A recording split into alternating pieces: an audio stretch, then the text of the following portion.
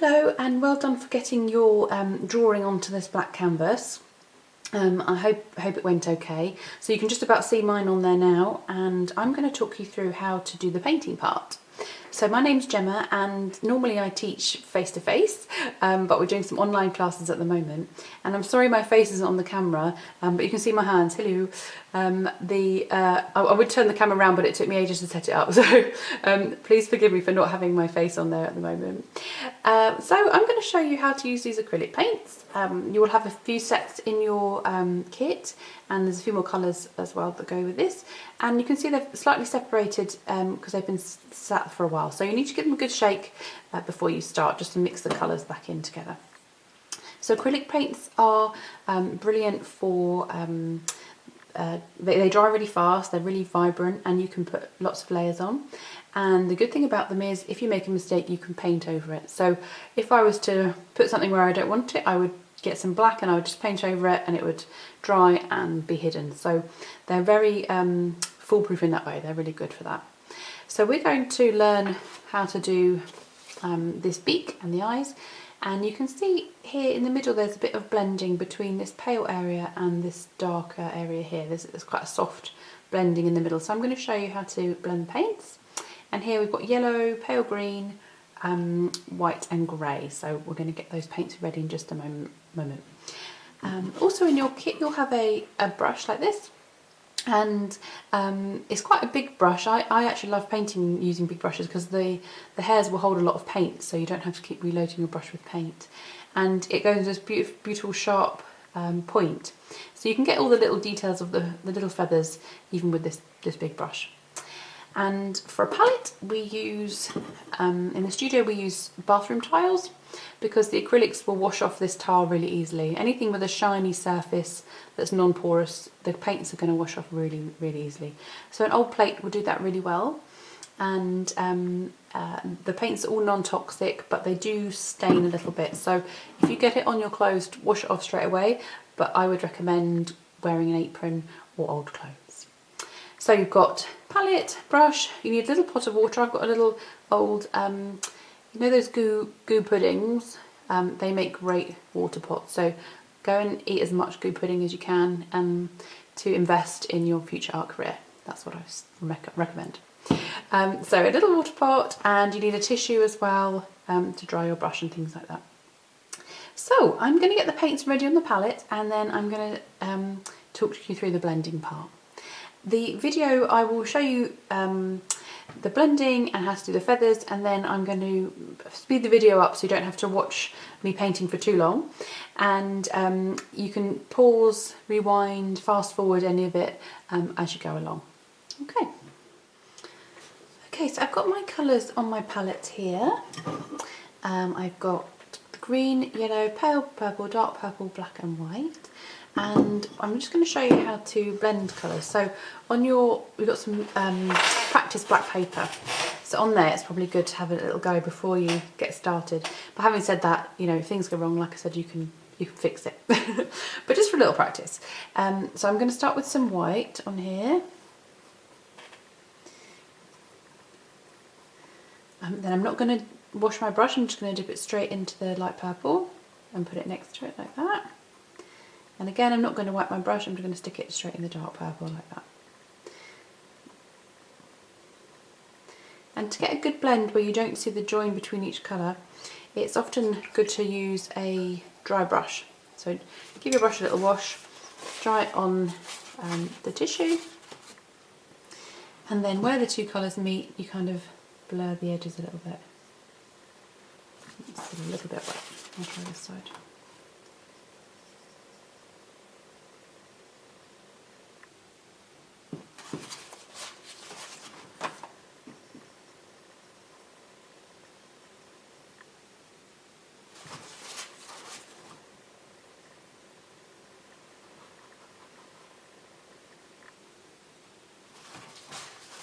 So you're just blurring the lines between the two.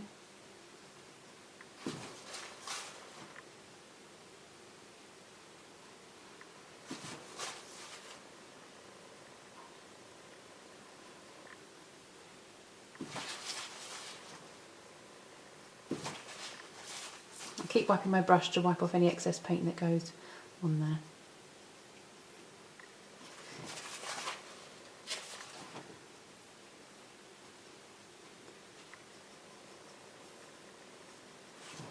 So we're gradually getting a blurring of the colours. Let me just try and fade out that line a little bit.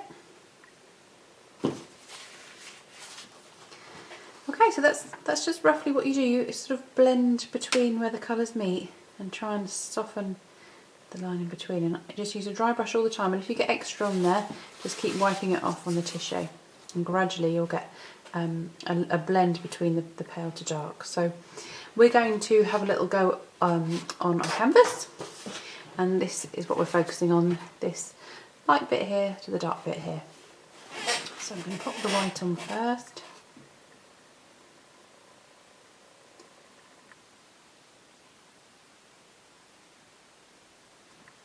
Dip my brush straight in the purple. Get that in the middle there. Fading to quite a dark, purple on the edge. Don't worry if it looks messy to start with, it will come together. And don't worry if your bird looks like some sort of weird alien bird for a very long time. Just keep the faith. Go through step by step and gradually it will start to emerge. So please don't worry. There's always that scary bit when you do a painting of, oh, this is not going to work, but it will come together.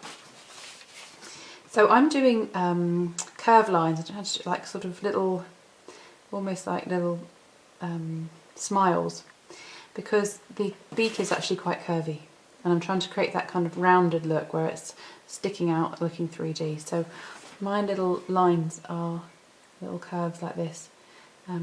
It feels strange, but if you keep doing it, it will eventually start to give it a curve.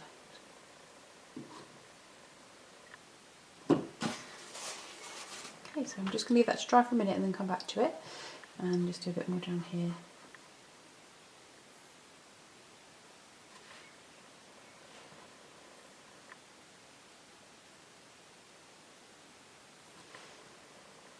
So you can use any colours you like. You don't feel you have to copy this exactly as I do it to have a really successful painting. You can choose any colour way, you can go off piste, you can add words, anything you like. It is completely your piece of art and you just do anything you want to do. You have full permission. Or if you see me do something you think, don't really like that, just ignore it. Just do what you want to do. I'm just giving you a few techniques along the way. So I'm just going to make this bit darker up here, and I'm going to add a tiny bit of black to my purple paint.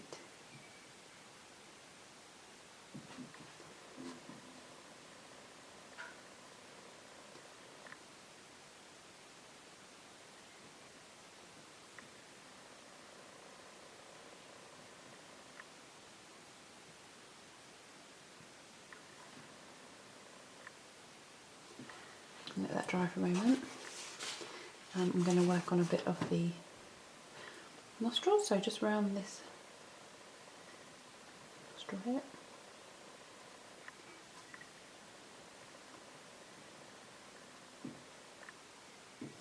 So with acrylic paint you build up layers, so you can still see the black coming through with the yellow because it's such a strong background, but just let it dry and add another coat. Green now.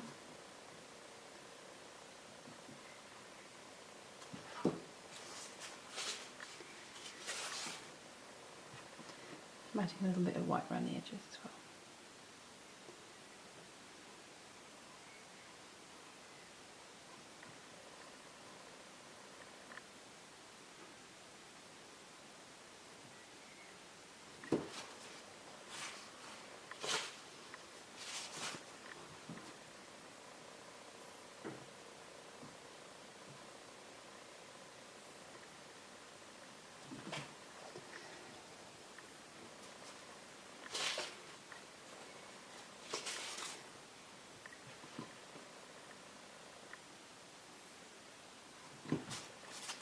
I'm just adding a little bit of the detail now, sort of the highlights and things.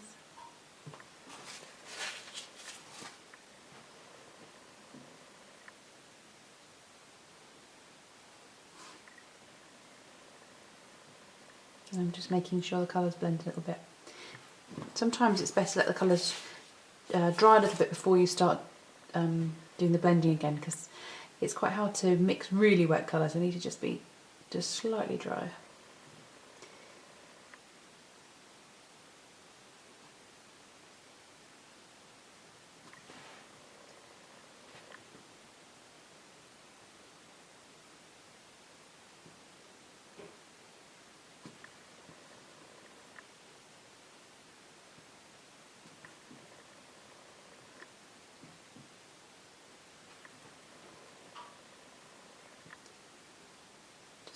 Darkening the really dark bits down now.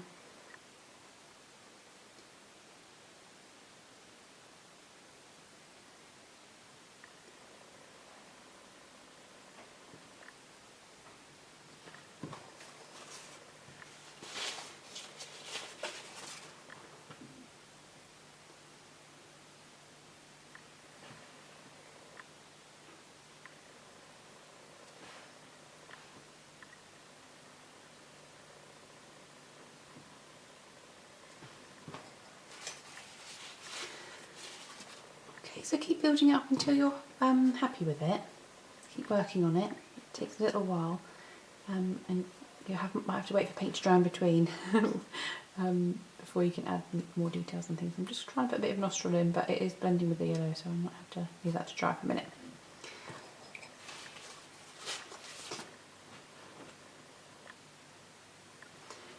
So I'm going to leave that where it is for now, and I might come back a bit later and just sort of get this blend a little bit smoother and see if there's any bits I've missed doing.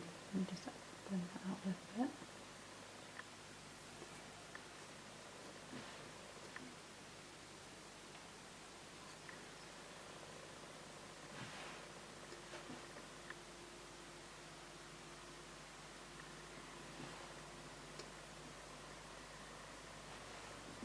Just keep going until you feel happy with it, but again you can always come back a bit later.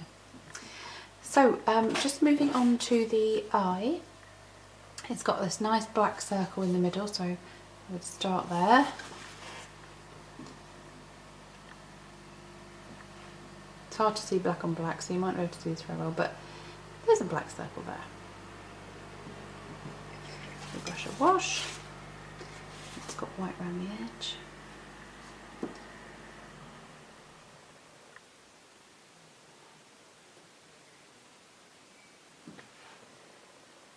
So in this video I'm going to show you the beak and the eyes and how to do the feathers, and then I'm going to fast forward a little bit so you don't have to watch me paint for too long, otherwise the video will get very long. And you can pause at any time you like.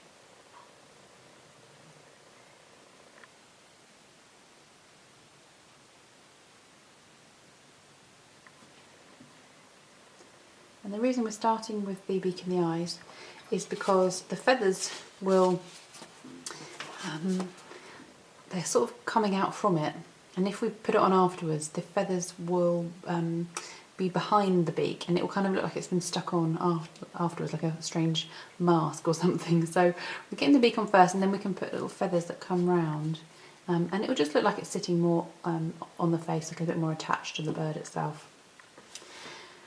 So, beak and eye so far, and then we're going to do these little feathers. So I'll just show you on this piece of paper.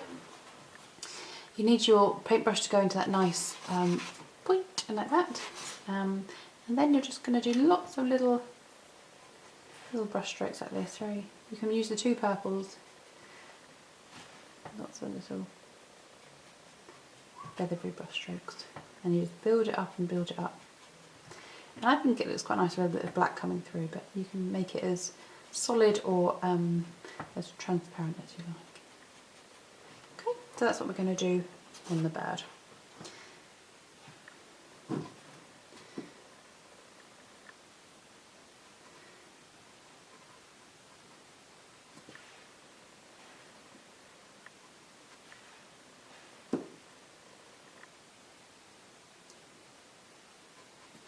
So just try not to push too hard, just catching the canvas with the brush.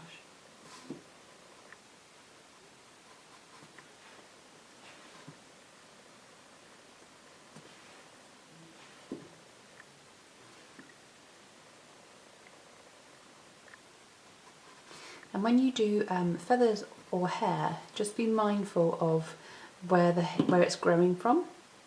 So on this bird, on the forehead here, it's coming out from the middle and sort of fanning out to the sides.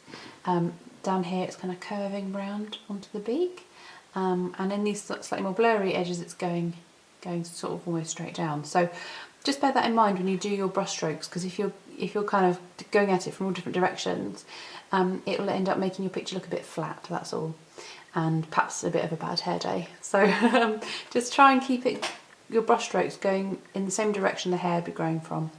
And that's the same if you do portraits or fur, that kind of thing. Just be mindful of where the roots of the hairs are, where it's coming from.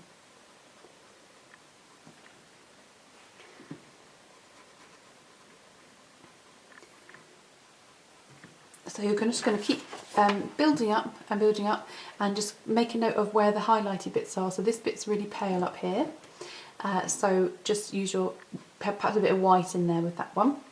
And this area of the bird is really in focus, and then it kind of gets out of focus down here. And so you can do tiny little details around here to really bring out the sharpness of the picture.